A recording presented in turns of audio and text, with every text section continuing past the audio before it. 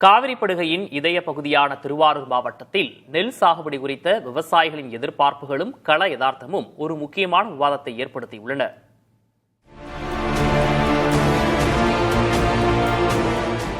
மேட்டூர் அணை நீர்மட்டம் குறைய தொடங்கியுள்ள நிலையில் ஒருபோக சம்பா சாகுபடிக்கு விவசாயிகள் தயாராகி வருகின்றனர்.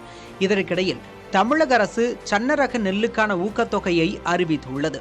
ஆனால் திருவாரூர் மாவட்டத்தின் நில அமைப்பும் இயற்கை சூழலும் இதற்கு முழுமையாக ஒத்துழைக்காது என்பது விவசாயிகளின் வேதனையாக உள்ளது.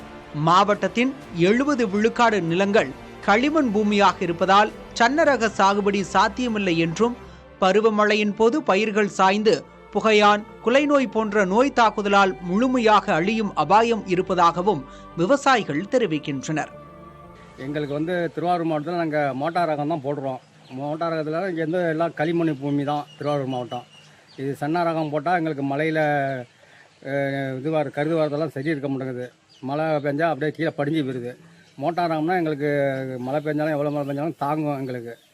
அதனால் சன்னா ரகத்துக்குள்ள காசையும் மோட்டார் ரகத்துக்கு சேர்த்து அதே ஈக்குவலுக்கு காசு எங்களுக்கு அறிவிக்க வேணும். காவிரி டெல்டா பொறுத்த வரைக்கும் கோர் காவிரி டெல்டாவில் திருவாரூர் மாவட்டத்தை பொறுத்த வரைக்கும் ஒரு 70%, நாகப்பட்டினம் மாவட்டத்தில் கிட்டத்தட்ட 85% களிமண் பகுதிகள். இந்த களிமண் பகுதிகளை பொறுத்த வரைக்கும் என்னென்னா, தண்ணி நம்ம ஒரு வாட்டி பாய்ச்சணுன்னா ஒரு 10 நாளைக்கு கூட இருக்கும்.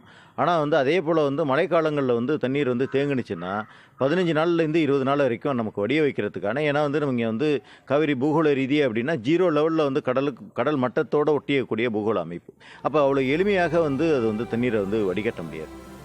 இம்மண்ணின் இயற்கை தகவமைப்புக்கு ஏற்ப சாதாரண ரக நெல்லுக்கும் ஊக்கத்தொகையை உயர்த்தி வழங்க வேண்டும் என்பதே அவர்களின் கோரிக்கையாக உள்ளது.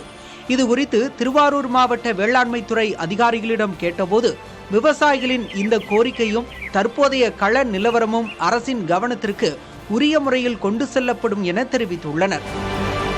புதிய தலைமுறைக்காக மாதவன் குருநாதன்.